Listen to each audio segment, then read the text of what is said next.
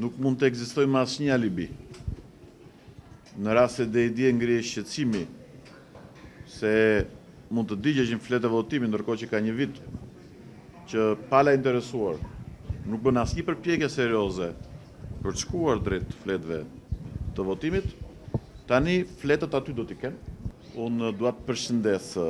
garancitë që dha kryeministri Berisha, në mënyrë që qeveria të marrë përsipër shpenzimet për kutitë e reja,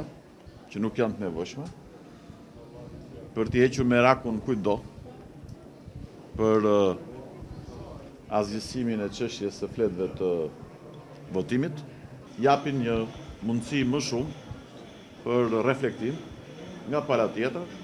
dhe ndërkohë të vijojë gjithë procesi i reformës zgjedhore, përgatitjes së zgjedhjeve të ardhshme të përgjithshme vendore.